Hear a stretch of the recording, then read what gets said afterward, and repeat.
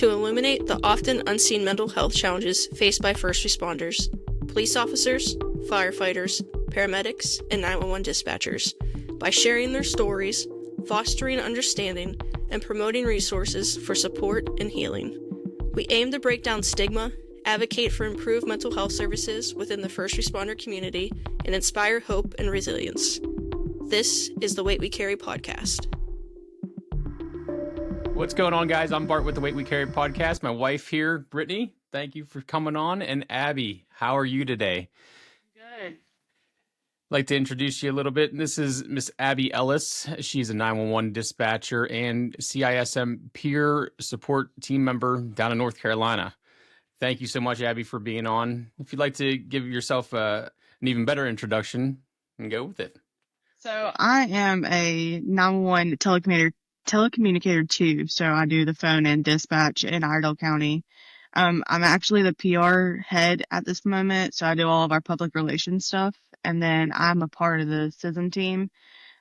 Peer support mainly, we just do in-house. We're working on getting out of house. So I work a 2-2-3 schedule. So it's a ride, that's for sure. I just started 10 a.m. to 10 p.m. So it's been definitely trying to get used to it. Oh, yeah. Yeah, I was on afternoons for so long, and I finally made it to daylight. I love it. I'm a morning person, so 6 to 2 for me. They put me on night shift, and then they were like, hey, we have these peak hours. Do you want to work them? And I was like, nah, let's try them. Is it working out for you? So far. Good. So far. Good. Very good. So, Abbie, we're going to get into the questions here. If you could, tell us a little bit about yourself and what it was like growing up in Harmony, North Carolina. Harmony is what we explain as a caution light town. That's all we have in Harmony. So we're the smallest part of Iredell County, probably. It was interesting. You knew everybody everywhere you went. You walked into a gas station. They were like, hey, how's your mom and your dad? And I'm like, they're great.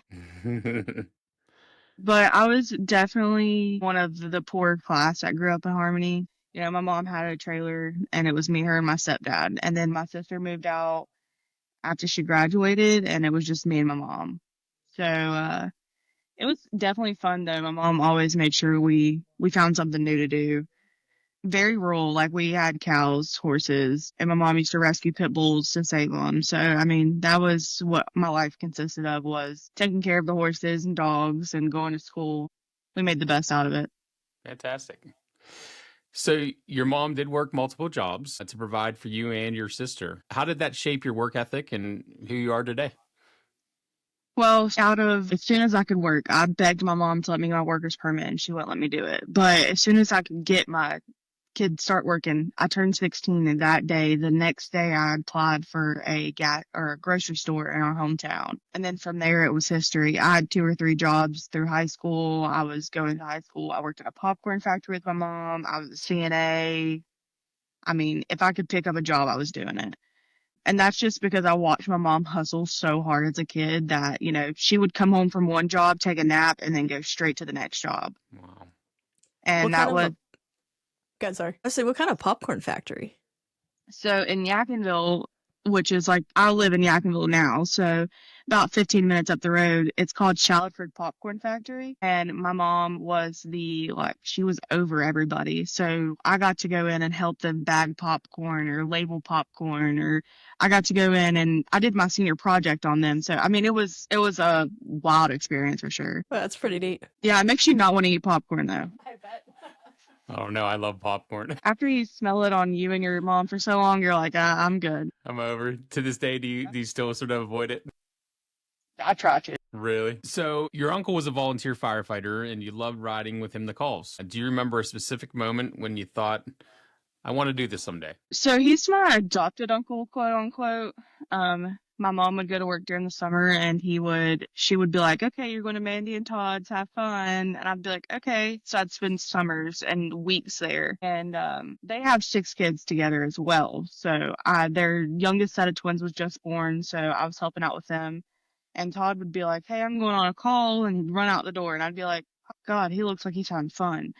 And then we would go to the fire department, we'd hang out, and then one day he let me get in the truck with him, and it was the brush truck, and he was like, come on, kid, let's go. And I was like, I love this. I want to do this. This is it. This right here is it. This is all I want to do. So Nothing wrong with that.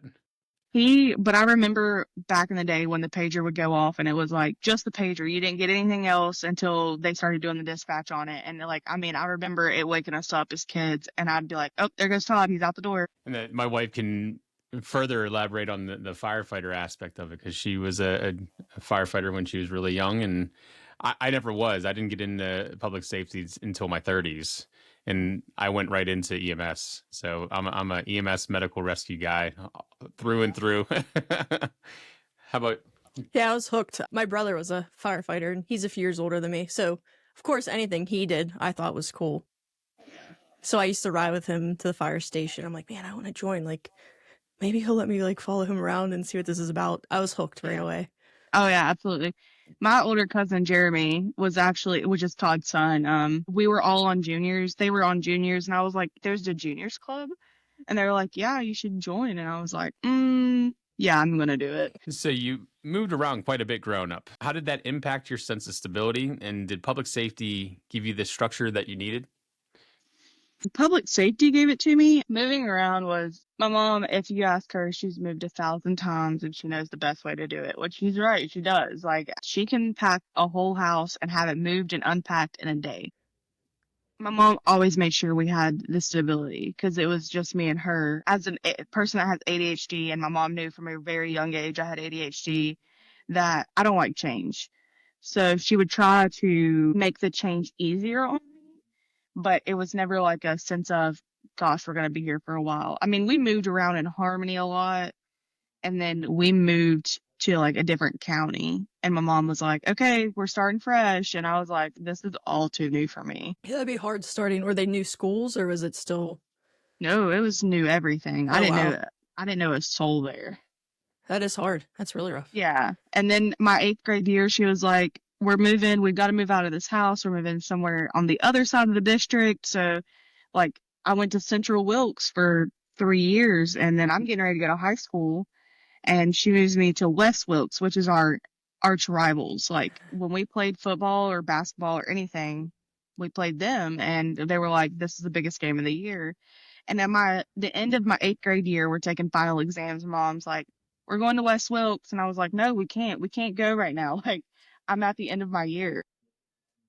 Yeah, I'm like you. I don't like change that much, so that would definitely shake me up. I always say like I'd be the perfect factory worker. Like just let me do the same thing over and over again. I'd be happy as can be. Just leave me alone. So you were heavily involved in ROTC, the fire department, and community service. What drew you to these structured environments? So ROTC, probably because my dad was in the Navy. My mom was ROTC. She was their battalion commander her senior year. So for me, it was like, okay, this is where I need to be. And I thought for certain that I was going to go into the military. Kind of drew me into the fire department aspect of it. And then kind of deep diving into it was like, oh, wow, I can help people save lives. Like, this isn't just a team. Like, I can actually do something with this. My community aspect of it is I always am giving back to my community. Like, that's one of the biggest things for me is you have to feed what helps you grow. Because if it wouldn't have been for the community I had in Iredell County, like I wouldn't have made it through a lot of things. So if I help feed what helped me grow, and I know that some of my community members are getting the help they need, that's what means the most. I love that. ROTC for me was I knew the BC, I knew the sergeant major, I knew our sergeant, I knew our I knew everybody. So the sergeant, our first class sergeant, was actually one of my mom's really good friends, and his sister coached me in basketball. And I was like, okay, let's step into this. And by my senior year, I was demoted a few times. I had a really bad attitude. But by my senior year, he was like, okay, you're in charge now. You have to make a change, and a good change. So he let me help with the freshmen and give them better attitudes and stuff. And that was probably a really big thing for me, is because a lot of the younger people coming up, they were like, they had no respect for anybody. And I was like, yeah, we're not doing this. Yeah, you got to teach them. Oh, yeah. So you kind of touched on this a little bit, but you originally planned to join the Navy as a Green Corpsman and later become an EMT. What changed, and how did you find your way into 911 dispatching instead? My original plan was medical has been my life always. I started out as a CNA, PCA is what I started out as, and then I progressed to a CNA, and I was like, okay, so I love the medical field. I want to go into the Navy. So they came and talked to us, and my recruiter was like, I don't want to be the bearer of bad news, but I'm going to be the bearer of bad news. Your asthma and your knees are not going to let you do this. And I was like, okay, fair enough. Like, fair. Like, I can't breathe after I ran, so I'm like heaving for air. He was like, yeah, I just don't think that's going to work. So I went to school right out of college. I met right out of high school. I went to college, a local community college. I got my EMTs. I went to go take the test for my paramedics, and I slept in a Food Line parking lot because I was so like out of touch with the world that I was like, I don't even want to go. Like, I've worked this hard to get this far, but I don't even want to go. So I had a friend's car. I went to the Food Line parking lot and I slept. I didn't go to my test. I didn't go to anything. I just went to the parking lot and slept. So push come further on that. I went back to CNA work, and then I went to a doctor's office and I worked in the billing department, and I was bored, like beyond bored. Like, you get the same EOB from Blue Cross Blue Shield and you're like, oh my God, okay, I'm tired of seeing this. So one of our family friends is actually related to Todd. We were at a rodeo because that's what our life consists of, is rodeos. And she was like, what are you doing for work now? And I was like, well, I work over here at the doctor's office. I just work in the billing department. She was like, you should apply at ecom. And I was like, okay, whatever. So that same night, I went home and I applied. And that next day, they called me and they're like, hey, we got an interview open. You want to come in and interview? And I was like, sure, why not? So I went in and did my interview, and they were like, we know your family. And I was like, yeah, you probably do. So I took the job, and I started out going through our academy, and I was like, I don't know if this is what I want to do. I'm still stuck. If this sounds like a lot, like it sounds like something that there's a lot going on here that I don't think I want to be a part of. And then my biggest mentor, Jody Sherrill, he was like, you've got this. Put your big girl pants on, put your thinking cap on. You're going to go out on this floor and you're going to rock it. Just let's go. You got this. And as soon as I got out of academy, it's been history since then. I don't think that place has consumed me from day to night. So it's been, I love doing what I do. Awesome. How long have you been there? I've been there for 3 years now. All right. Very nice. So firefighting and dispatching are very different but deeply connected. How did your experience in the fire service prepare you for the role in 911? Well, it prepared me for what not to do. We have a bunch of people in the fire department that mumble on their radios, and I didn't realize how bad it was until I started the 911 center. So of course, like, my family comes across the radio and I'm like texting them, speak up. But I didn't know, if I would have known straight out of high school that the 911 center was a thing, I would have been like, okay, that's what I want to do. But I didn't know who I was talking to on the other side of the radio. Nobody ever sat me down and explained to me that's who I was talking to. They didn't tell me who was dispatching me out. I thought it was just one big center somewhere that was doing it. I didn't know that there was one in Iredell County, or I probably would have been working there from day one. So it was definitely an eye opener when I started working there. I was like, God, this is where everybody calls in. I'm so sorry. Like, I'm sorry y'all have to deal with these people. Like, That's how I felt coming from the EMS side into dispatch. For me, it was eye-opening. I didn't know what totally went into the comm center. And I work at a very big center. It is, there's all the technology there, and then, like you said, the units talking on the radio, they're like, get your microphone out of your mouth. It's ridiculous. You can't understand sometimes. that's one of my biggest pet peeves is they'll come across the radio and they'll like have their mouth covered, is what it sounds like, and then they're holding their nose, and I'm like, please speak up. Like, I can't Or hear you get a you. mic click and it drives me up the wall. I'm like, I don't take mic clicks, and my deputies know that, especially when I work wall side. I'll be Mhm. like, last unit 10-9, because we're not doing mic clicks around here.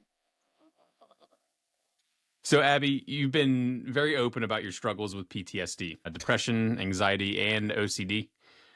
When did you first notice that something wasn't right? My mom noticed as a kid that something wasn't right with my ADHD. I had behavioral issues. I wasn't the ADHD that, like, I couldn't sit still, just that.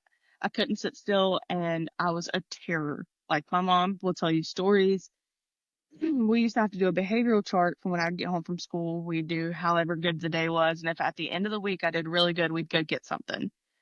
Well, My mom wouldn't let me go try out for volleyball. I don't know what really started it. Something happened and I couldn't go somewhere. Excuse me. And my mom was like, okay, we're not going because of the way you're acting. I went and cut up her brand new shower curtain, like cut holes in it. Wow. And my mom was like, something is really wrong with this kid. Like, I don't know what's going on. So, I mean, my mom tried everything. The specialist, I went to one of the most world-renowned ADHD specialists, and they were like, yeah, she's got ADHD, that's for sure. And then, like, as I got older, everything else just started spilling out. Like, I had some personal things happen as a kid that just started spilling out of me. That started to sit in the back of my brain, and then my mom and my dad being divorced. My dad's an alcoholic. I love him, but he knows, like, where me and him stand on that. And I think that was a big part of it too, because my dad was not present. Like my mom used to say, I would wait on him to ride in on a white horse and I would be disappointed every time because he wasn't there. And then I had to deal with, my mom wasn't there all the time. I dealt with so many other things. I watched my mom be in a very domestic, violent relationship. So I watched that firsthand. I was there for every single one of them. I remember having to go through the house and gather all the knives and taking them into my room so that way that my mom could be protected. Wow. And that for me was like, settles in the PTSD because like as an adult now, when everything started to go down, I went through a really, really, really bad relationship and then a really bad ending to the relationship. And I was like, I just have no purpose anymore. And I moved back in with my mom. I was working night shift as a CNA and I was getting ready for work one day. And she was like, we need to talk. Because at that point, I was helping her with bills because I had a job. I moved back in as an adult. That's just part of how life works. But I didn't want to talk. I was like zoned. I did not want to talk to anybody or anything. I just wanted to go to work and come back home. Well, she was like, we need to talk. So we sat down on the couch and she was like, what's going on with you? And I was like, I don't want to be here, Mom. And at that moment, like, she didn't understand what I was saying. She thought like I didn't want to be in the house. So I got up and walked away, went to my room. She followed me and she was like, what are you talking about? Like, talk to me. What are you talking about? And I was like, I turned around and looked at her and I was like, I don't understand what nobody gets about. I don't want to be here. I don't want to be here. I don't want to be on this earth. I don't want to be alive, Mom. Like, I don't want to be here. And the look in my mom's eyes really did it for me. It was like, okay, something's wrong. Mm-hmm. And she was like, at that moment, my mom's reaction is anger. That's because my mom's feelings, when she has feelings, they're anger. She doesn't know how to process them to the point of, let me hold you. It's, let me be angry for a second. So the first thing she says to me is, how dare you threaten the thing I've raised for 18 years? And in my head, I was like, you're not understanding what I'm saying. Like, I don't want to be here, Mom. Like, you may have raised me, but look who's having to live with it. So she told me, she was like, all right, take your scrubs off, call your job, you're not going in, put some different clothes on, pack a bag. I'm taking you to the hospital. She calls my sister and she was like, hey, we're going. So at that moment, that's when I realized that I was at my worst. I knew that I was letting everything build up. I wasn't talking to anybody, I didn't have any friends at this point. I was pushing everybody away. Everything had to be consumed into one thing. Like I couldn't talk to anybody else about anything. And that what led us into that next question. So once you went to the hospital and then after leaving the hospital, you said you felt like a zombie. What was that period like and how did you start to find your way back to yourself? So when my mom took me to the hospital that night, we were on our way and she kind of explained to me what was going to happen. So she takes me to the hospital. She tells them that I want to commit myself. She was like, this is an involuntary commit. She's threatening to kill herself. So they take me back to this room. It's 4 walls of nothing and a metal bed and a blanket. That's all you get. And they put a chair in the corner and let my mom sit down with me. After being there until about 1 o'clock in the morning, they were like, okay, we're keeping her. You can go home. So, of course, reality set in and my mom's leaving me. I'd lost over 115 pounds. I quit eating in this period of time that all of this is happening. I had quit eating. If I ate something, I was getting sick. I could not hold it down. I couldn't even take the smell of food. So mom leaves and about 5 o'clock, they bring food in there and then they start giving me medicine. Later on, they took me upstairs and they were like, we've got to do a body search, make sure, we have to see what kind of cuts and bruises you have on you so that if any more create themselves, we know that they came in from here. Right. And I was like, no, I don't feel comfortable doing that. And they were like, oh, you have to. And I was like, I don't feel comfortable taking my clothes off in front of you. If you want to get a female, I'll do it, but I'm not doing it in front of you. So, I mean, I'm not going to. And the whole time I'm bawling my eyes out because I'm walking into these scary places. There's doors locking behind me. They're giving me medicine the whole time. Like they're just pushing medicine.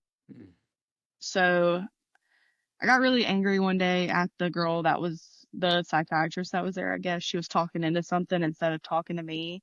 And I was like, I'm here to get help, but you're not listening to anything I'm saying. So they extended my stay.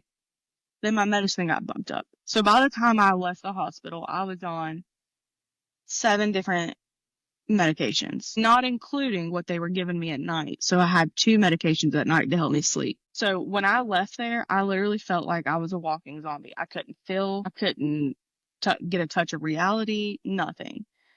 So my mom and me talked about it, and I was going to behavioral health to start getting into therapy again. And the therapist was like, so what do you feel like was the worst outcome of this situation? And I was like, I can't feel anything. Nothing. I feel like I'm numb to the world, and I feel like I'm just staring into space. And she told me that we could start weaning me off of medication. There were some of them I could cut cold turkey because I was just doubling up on medication that I didn't need to be doubling up on. Yeah. So like I was on like 3 different antipsychotics, and I was on an anxiety medication. I was on a medication to help me sleep. But at the end of the day, it was making me have these vivid nightmares. So we started weaning me off of those medications, and that's when I finally started to like realize what just happened, because they numbed me so bad that I couldn't take in the experience of what I just went through. It just totally cut all your emotion out. Yeah, like it was like my mom could have told me the worst news ever, and I'd been like, okay. Wow. And I remember I felt like I was moving in slow motion. So, Abbie, how did you navigate that transition from feeling lost to regaining purpose and stability in your life? It was hard. It definitely was hard, but I had a really good support system. That's leaned on my support system, and being in the first responder field at that time, you know, I had all of my brothers and sisters at the fire department. My aunt and uncle, they were all really supportive of me. They were like, hey, we're here if you need anything. If you need to talk, let me know. And I started feeling how I explained it to my mom was I didn't just push it down. Like I started letting those feelings be a feeling. So if I felt overwhelmed that day, I told people, hey, I'm overwhelmed. Just give me a few minutes and I'll be okay. But that's how I had to figure out how to get back in touch with myself, was I had to feel the emotion. I couldn't just push it down and be like, you're not allowed to feel this way. Yeah. And it took a while. It took a long time, and I'm still, you know, navigating it. And as, you know, as a young person, people are like, God, you're only 24. How did you experience all this? It's because I had to grow up at a young age. So at a young age, I had to put my big girl pants on and go on with my day. So now as a 24-year-old, I've experienced what most 50-year-olds haven't. And I have to remind myself that I'm only 24 years old. I still have all this time to grow and to do better things. So I have to start with one feeling at a time. And that was a really big thing for me. Acceptance was another really big thing for me. Accepting that I had this disease and it's an ugly, ugly thing. I had to accept that I had it and that it's okay to ask for help. That was another thing for me. So as a firefighter, you saw some really tough things, including the loss of an infant. How did that experience impact you? So as a firefighter, I didn't see very many things, but loss of an infant was one of the first things I've seen. I can still play that call over in my head 1,000 times. And I remember being at the station and they're like, it's a traffic accident. There's an infant involved. And I was like, okay. I was like, all right, let's go. So I get in the truck with everybody and I go, but I'm not signed off on anything yet at this point. And I walked up to the scene and my uncle's working CPR on an infant. And I was like, okay, this is hard. Me not being able to do anything was another thing for me. Of course, you know, they always tell us anybody can lift somebody and anybody can pump taters. I wasn't comfortable touching a child's chest at that point because I was not well enough trained. That for me was a big one because you're like, you hold yourself accountable. You're like, you could have been in there doing that, but you didn't even try to help. And I think that's what ate me up the most was watching that happen. Yeah, it's a tough call. As a dispatcher, you've taken incredibly heavy calls, from suicides to CPR instructions for loved ones. Is there a specific call that still sticks with you today? So I have two calls. Anytime anybody asks me about calls, I have two calls that stick with me that will be in my brain until the day I die. The first one was he was in law enforcement, retired law enforcement. And we had had some calls with him in the past, and he called in. His wife called in. She was like, he's doing it again. And he just had manic episodes. And I was like, okay, what is he doing? And then all of a sudden you heard a gunshot. And I was like, what was that? And she was like, he just shot into the ceiling. And she's screaming, like distraught. And he was like, you thought that was cool, watch this. And then you heard another shot go off. And like, she's hysterically screaming at this point. And I'm like, tell me what happened. I need you to tell me what happened. And she's like, oh my God, he just shot himself. So instantly my heart dropped and I like my intuition kicked in. I was like, okay, where did he shoot himself at? And she was like, in the head. And I was like, oh my God, okay. She was like, I want to do CPR. And I was like, all right, let's do CPR then. I'm going to help you do CPR. If that's what you want to do, that's your loved one, let's do it. So we started CPR. They have a pager or a scanner in their house so they can hear everything they're saying over the radio. And I can hear it in the phone call and I'm like, hey guys, just so you guys know, I can hear everything you're saying. So my fiance at the time, I don't even think we had introduced ourselves to each other. He was the first one on scene. And I heard his voice and I was like, okay, there was somebody. I'm going to hang up now. And I was like, as soon as I got done with that call, I had to walk out. I had to process that entire thing because I heard it from beginning to end. And I've dealt with him before. So it wasn't like this was my first rodeo with him. I've had them on the phone multiple times. And I'm like, oh my goodness, that really just happened on the phone. Another one that really sticks with me is I lost my cousin, which was like a sister to me last year. Yeah, last year at the beginning of the year. It was more towards like June, July area. Well, I was on the phone. I was on the phone and then I hung up because 911s were ringing. It was a really busy morning. And I picked up a 911 and it's a younger girl on the phone and she was like, my sister's hanging in the car. And instantly for me, it was like, I almost had that moment where I had to have somebody take over the call because when she said that, I was like, okay, I was like, has anybody got her down? And she was like, yeah, my parents have, but they don't speak English. And I'm like, okay, so we got to do CPR. Can you tell them what I'm telling you? And we go through CPR and the fire department that I was on at the time is responding to this call. So my whole family is going to this call. For me, it's kind of like God, they're getting ready to walk into this. And the older sister is telling me how the call progressed. She goes, I just checked on her just a little bit ago. Like I literally just walked past there and she was fine. She was getting ready for school. And I went to the bathroom to get ready and I come back out and that's where I found her. And she's 11. Like her sister's 13 and she was 11. At 11 years old, for somebody to feel that way, like it tore me apart to the point where I went and cut my hair after I left work. Like it was one of those episodes that like she had short hair, she didn't make it, and she didn't end up making it. They did CPR all the way to the hospital, and then the doctor called it when they got to the hospital. It sat with me for so long. What if I would have got CPR instructions out quicker instead of asking questions? And like it just sits in the back of my head. What if? What if? What if? But I also have to remind myself that no matter how fast I would have got CPR instructions out, nobody knows how long she had been there. And the parents couldn't speak English, but they were doing the best they could to help her. So those are two of my hardest calls for sure. How did you handle the emotional weight of these calls, and have your coping mechanisms changed over time? So with some of these calls, my coping mechanisms had changed over time. After sitting through the SISM classes and, taking some of that account in to it as well, um, I see how to process a little better instead of putting the blame on me.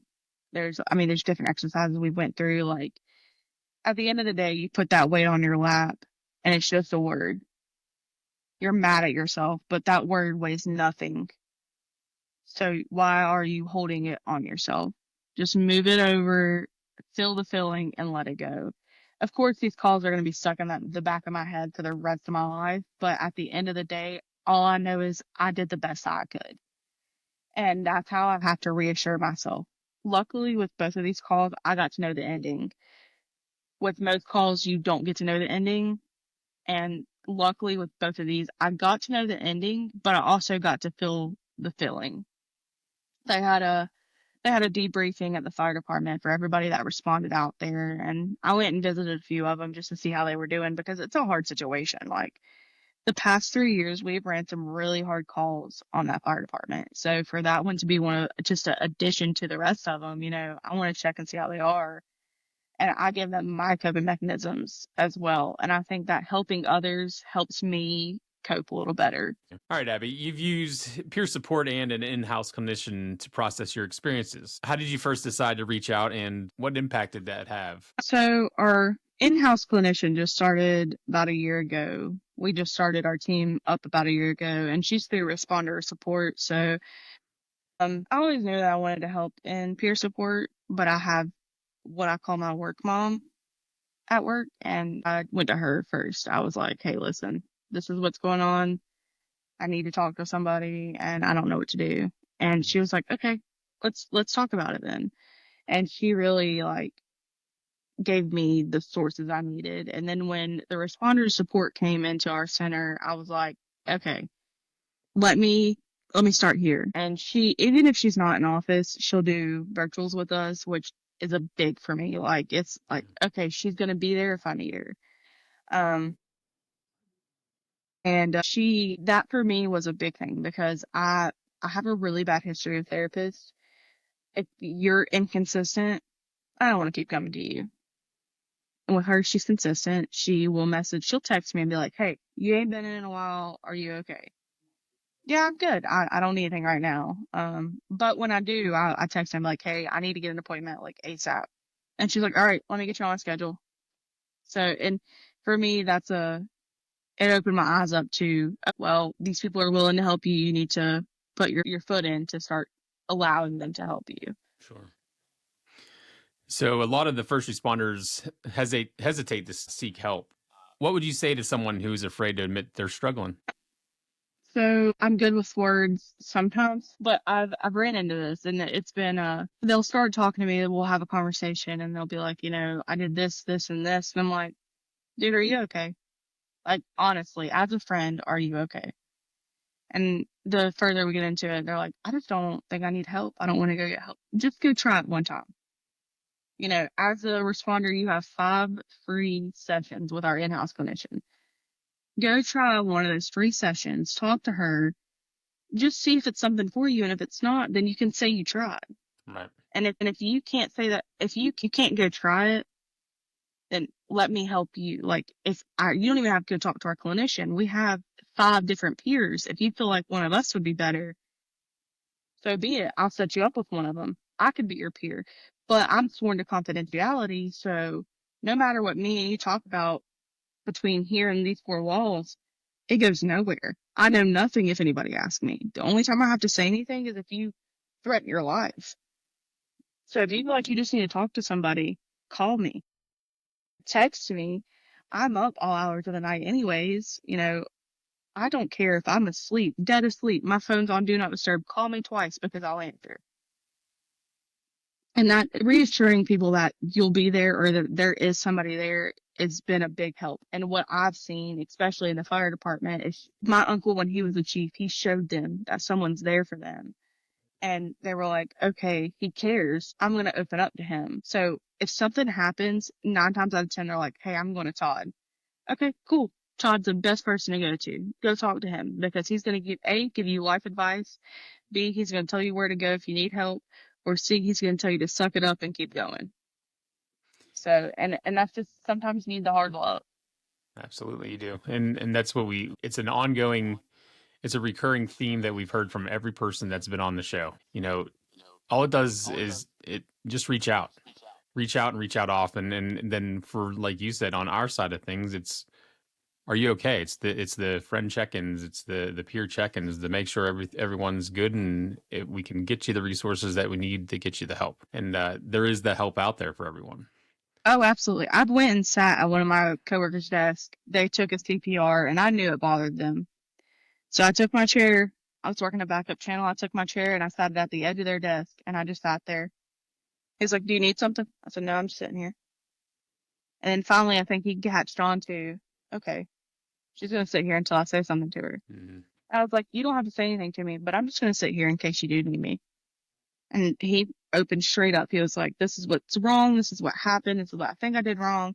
And as a CTO on top of that, I can show you, you didn't do anything wrong. You followed your protocol. You answered the phone the way you were supposed to. You got all the information you needed to.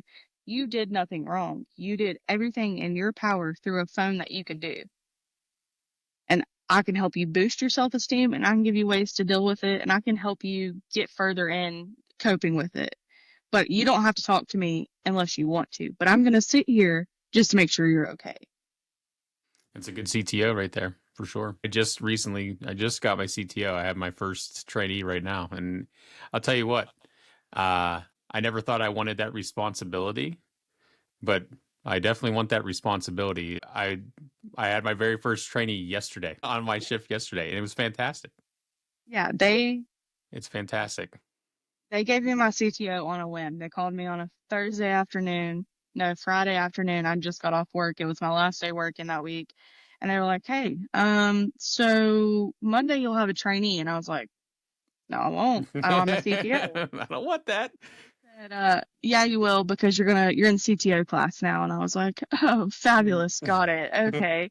So I was working law, just trained, got signed off on law side. They moved me back over to fire EMS. And they're like, "Okay, you're training now." So I've had about 5 trainees now, and them seeing the difference between one CTO to a different CTO is eye opening. I Yeah. just had one of my best trainees. I love her to death. Her name's Jessie, and she knows that's my girl because she came to me after she trained on fire, which she had a bomb CTO on fire. We call her the fire Nazi because she knows what she's doing. So she comes over to me on EMS and she signed off on call take. So all I've got to train her on is EMS. And EMS is my, like that's my show. Like used to when I'd go into work, I'd be like, "Hey, put me on EMS." So she comes over to EMS and she's willing to learn. And that's what I like the most is she came in as an older person. She's older than I am. So she comes in and she's like, "Okay, teach me what you know." And still to this day, I'm teaching her things because you can't cover everything in X amount of time by the time she's signed off. So I'm teaching her how to use the command line or I'm teaching her new things or new tricks. And she's like, "Dude, this is like, I want to learn more." I've recruited her into helping me on the PR team too. So she's always giving me ideas and me and her were both like, "Okay, let's bounce ideas off each other." And "Hey, I do it this way. Do you think I should do it this way?" Or, "Hey, I think this way is easier. Is it okay if I do it this way?" Absolutely. If it's easier for you, do it that way. Like Yeah. I'm not going to hound you as long as you're getting the job done. There's a million ways that we can do stuff in the command line. You know what I mean? Absolutely, And just yeah. find your own style of doing it. So burnout, as we all know, is very real in the field. How did you recognize it in yourself and what strategies have helped you recover? Well, I recognized it in myself when I started getting angry. When I started out in this profession, I was young. I was over certain people at my old job. I had a head honcho kind of, I had to be knocked off my high horse, needless to say. I had to be knocked back down to the level of you're the low man on the totem pole now. You got to learn. You don't know everything. And I was young. Like I thought I was going into this with a sharp mind, but in reality, you don't know everything. So fast forward into I've been here for 2 years now and everything starts to hit me. Like I'm angry at everybody and everything. If somebody says the slightest dumb thing to me and I'm like, "Are you stupid? Like, what is wrong with you?" And little things set me off. Like somebody didn't put a timestamp in a call or somebody's not answering the phone or they're just sitting there watching the phone ring. Like internally, I could feel fire. And at that point, I was like, okay, something's not right. Like, I shouldn't feel this way. I haven't felt this way ever. Why am I starting to feel this way now? And then I would come home and I would tell my roommate at the time, I'm like, "Dude, I just don't want to go to work. Like, what's the point? I'm just another hot body in a seat at this point. Like, what's the point in me going?" And I just started dating my fiance at the time, and he was like, you're burned out. Like, you got to take some time for yourself. You've got to stop. I was there. If I wasn't at work, I was still working on stuff for work. So my life was ecom, ecom, ecom, ecom. And I had to realize that it's my job, but when I go home, it doesn't come with me. Yeah, shut it off. And that was one of the biggest things was I had to realize that you have to shut it off as soon as you walk in that door, or it's going to eat you alive the whole time you're at home. And that was one of the things that started to help me the most was I could shut it off at the door. I would come home and deal with my life at home, nothing about ecom, and be okay. And then when I went back to work, I'd deal with what was happening yesterday, shut it off when I walk in the door, because I don't want that stress coming home and coming with my home stress, because I've got enough going on at home that I'm trying to figure out not to need this with it. So, and then using the responder support was really definitely another big thing on that. That was really helpful. Like, I told him, I was like, burnout needs to be discussed in the center because it's happening. I think that's why Bart and I are up each other's butts about, hobbies and finding healthy outlets. Because there's Yeah. days that he's like, you need to go to the gym, like get out of here. And I say the same thing to him. I'm like, go take a walk, go play your guitar, go listen to some music. Like, you have to find that healthy outlet that takes your mind off the job, and you have that enjoyment for a while and clear your mind, and then you become better when you come back at it. Yeah. So reading and diamond art is a big thing for me. Alright, We yeah. started diamond art at work because we got everything taken away from us for a while. So I'd come home and I'd sit at our table and I'd start doing diamond art. And he'd be like, are you working on something over there? Yep, sure am. I'll leave me be. Go work on your truck. You go outside, do whatever you want to do. I'm going to do my diamond art. That's what you said. A lot of people that you work with do the diamond art. So you touched a little bit on this before, but for listeners that aren't in public safety, don't really know what the crisis intervention team is. So you're now part of it. What does that role look like, and why is it so important? So I'm just a peer in the crisis intervention and stress management team. So it's just now getting hot where people are like, okay, we have peers in the room. So we have a peer on every rotation or every shift. We have 4 rotations and 2 shifts each rotation. So we have 4 shifts in total. And then we have some in our admin too. So that way that we have a branch. If anybody wants to reach out and they're not comfortable coming to me, or they're not comfortable going to anybody else on the peer team, they can go to an admin and talk to them if that's what makes them more comfortable. But it's really important because in the first responding field and this field, that you don't want to reach out to a clinician first thing. The first thing you're going to think of is, let me go to my peer and talk to them, and let me go rant to them. And then a lot of them know that I'm a peer, so they'll come to me and ask for advice, but that's okay. I'm okay. I'm here to give it to you. Do you want me to do it right here, or do you want to go in the office and talk about it? Because we can do that too. And it's just kind of reminding them that there's people there for them other than a clinician. So how do you juggle, helping other people now, and listening to their problems, and then, dealing with your own and the stress from the job? And So my own stress at home, I've been dealing with that. I've had a really long year, and the 4 months we've had a year so far, I've lost some really important people to me and went through some really big changes this year. So, um, as far as the peer team and then dealing with my own, after I talk to you at work, I write it down in my book and I go home. Not that I don't care. I do care, and I hope that I've given you the best advice, and if you still need to talk, I'm here. But at the end of the day, I can't live their stress and my stress too, because I worry about the future, and that's a really big thing for me. I'm working on is not worrying about what I can't control. So, and that's one of the first steps for me was I can't control how you feel, and I can't control your stress, but I can help you with it. So I always tell them my phone's always available. If you need to call me, call me. If you need to text me. I'm going to be here. But I have to remind myself that their stress is their stress and your stress is your stress. You have to keep your stress with you and leave theirs with them and help them. You can't take it on. You can't save them from it. You can just help them go through it. yeah, I think a big takeaway is, you can't sweat the stuff that you can't control. I had a pretty rough time for a while through college, and, I was constantly calling my dad upset, and he kept saying to me, "Sweetie, if you can't control it, don't stress about it." And it stuck with me to this day. And this is what I tell myself daily, like, all right, well, Yeah, it's out of my control, so it's not worth, the worry and constantly on my mind. that's what Uh, I'm trying. yeah, it's a hard thing. It's definitely hard. It's been difficult, like, especially this year where there's stuff like way out of my control, but I'm like, what can I do to fix it? And I have to sit back and realize, like, you can't control everything. You can control Abbie and Abbie only and what's going on right now in Abbie's life. And like, I have to have coach sessions with myself sometimes. Yeah. So on a happy note, you're engaged to a sheriff's deputy. Congratulations. Thanks. So having two first responders in one home, how do you both support each other through the challenges of the job? So when we come home, he's not a deputy and I'm not a dispatcher. That's kind of how we've supported ourselves with it a lot is he's only a deputy when he's in his uniform and in that car. To me, when he comes home and takes all that off, he is my fiance. And same goes for me is when I come home and I take my uniform off, I'm no longer a dispatcher. But through our struggles, he's a very caring and let me listen and I'll give you the best advice. He's older than I am and he reminds me that all the time that he has a little more knowledge than I do. So he gives me like the hard love that I need. Like he breaks it down for me. He's like, why are you stressing that? Can you fix it? No. Okay, then why are you doing it to yourself? Or I'll stress about something that's happened at work.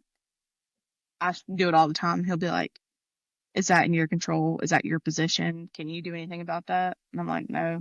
He's like, okay, then why are you worrying yourself about it? And I'm like, okay, yeah, you're right, you're right. And I'll text him like in the middle of an episode at work and I'm like, I don't know what to do. And he's like, why are you worried about it?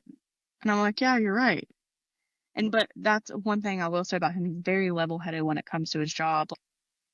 The whole time that I've known him, if something happens at work, he deals with it there. And when he comes home, he doesn't let it affect our home life.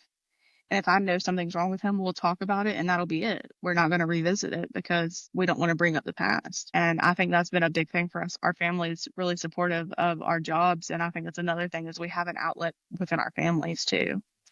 Yeah, I think personally, I was a firefighter and EMT. He was an EMT, he's a dispatcher now.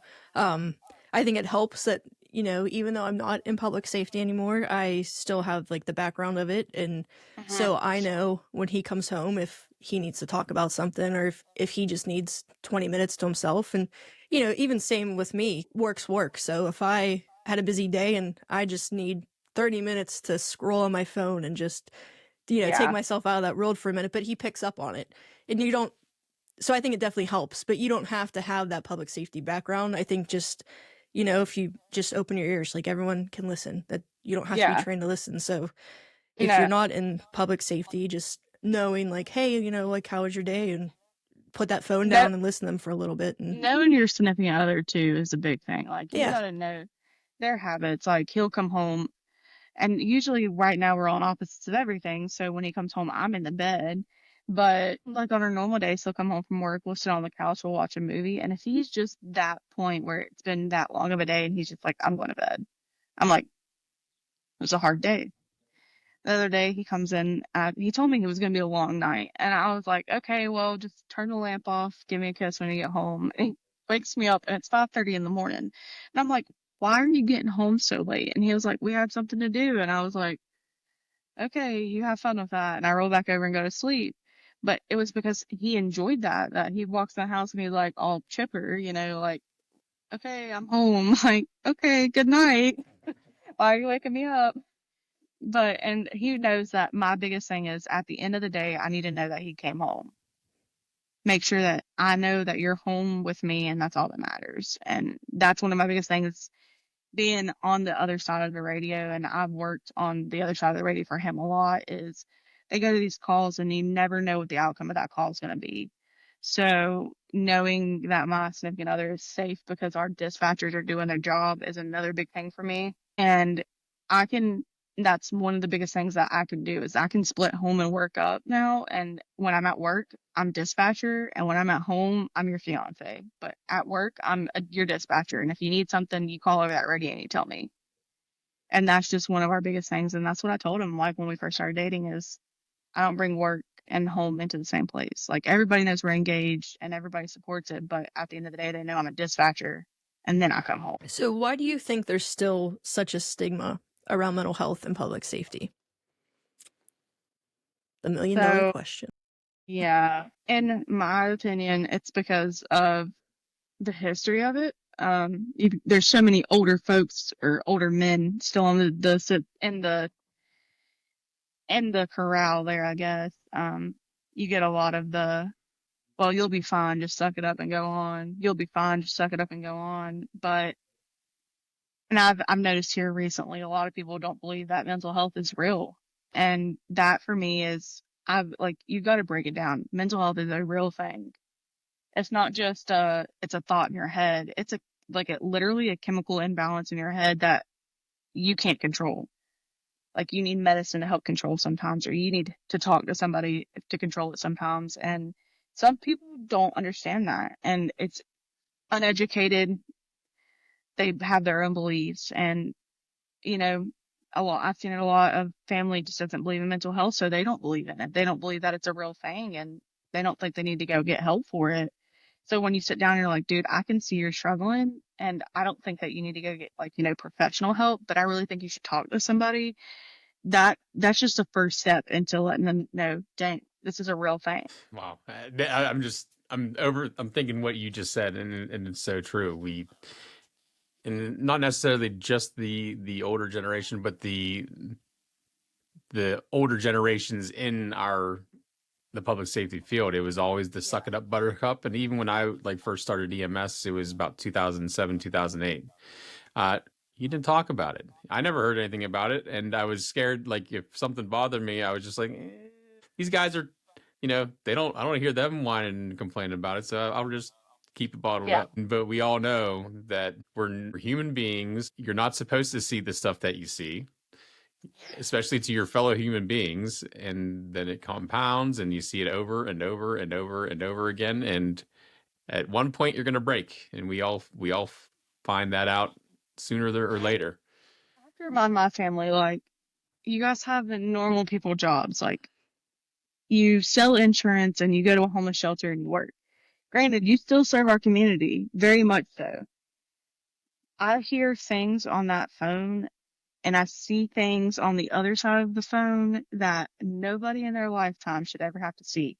Not only that, but I work a shift that my body is it's not even supposed to exist because I'm supposed to be working 8 to 5, but I work 6:30 in the afternoon to 6:30 in the morning. I don't see sunlight. So it's you're putting your body through so much that when you have that feeling, that people need to know that it's still an outlet. You still have people that can understand and want to talk. And I remember as a kid not hearing anything about mental health growing up, except, when I would go to the doctor, and I was always like, why don't they talk about it? And then it really hit me one day. I was like, because they were told to get over it. Yeah. They were told just to get over it. So Abbie, what can our agencies do to better the support for their employees' mental well-being? SISM is a big thing for me. I didn't know that most centers didn't have it until this year, when our center adopted it into the center. But also when you have somebody new come in, letting them know that there's people there for them. Yeah. Letting them know that this is a family from the get-go, when you walk in that center, you may not know everybody in there, but you start out as a family.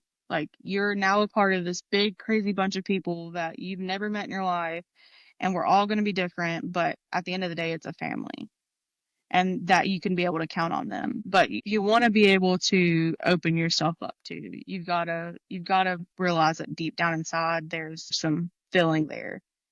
And agencies, I say the most all the time is, it starts from the top and goes all the way down to the bottom. So you've got starting at the top, agencies have got to realize, chiefs, directors, anything like that, you've got to realize that it starts with you showing the support. And then it'll trickle down from there. If they see you showing their support, then it's going to pass it down through your center, your department, whatever it may be. Yeah. And it's that, like we said, it's that compassionate leadership, and that's what needs to be brought up even more often. So if listeners take one thing away from today's conversation, Abbie, what do you want it to be? That's a loaded question too. You're not alone. That for me is a big thing and especially in first responding is even though you may feel alone, there's 1,000 of us out there. And at the end of the day, one of us is going to be there to help you. Whether it be me, whether it be your director, your significant other, or your CTO for even, there's always going to be somebody there if you need them. And do you have any resources you'd like to recommend to first responders struggling with mental health? Responder support is a big one that I would really like to recommend. They're everywhere and they are a great system. That's one of my biggest, I will say, since I've been a first responder, and then the NINA, if you're a member of NINA, they have a support system through them and they're fantastic. I actually went to a seminar last year with them and just being in the room with them, I was like, holy cow, I can breathe. They're giving their stories. They give you their stories, but they tell you what they did to fix their stories. And last but not least, you ready for it? Where can listeners connect with you if they want to continue the conversation? I'm on all social media, and most of it is just Abbie Ellis on everything. ABBIE, because I have to tell everybody that. But on IE. Most of the time, I'm on Facebook more than anything. So Abigail Ellis on Facebook is the best way to find me if anybody wanted to continue. Fantastic. Well, Abbie, this has been fantastic. We really appreciate you reaching out to us, and I can't believe, our Pro QA instructor, because he messaged me on Instagram, and he's like, "Is it okay for me to share out the podcast?" I'm like, "Yes, please do, please do." And then, not like a week or so later, I heard from you and I was like, no way. Yeah, he pushed it, but also he was like one of the best instructors ever. So I knew that if he was listening to it, I was like, this is gonna be great. So I, of course, went to listen to it. Thank you so much for listening and like actually coming on. It's absolutely, we're like, honestly, we're honored, and we can't believe we have people, in other states, all across the United States, reaching out to us to be on the show. It's amazing. It's totally amazing. And as you see, this is such an important topic that needs to be addressed with our first responder community. Oh, absolutely. And again, guys, thank you so much for continually to tune in and watching our show.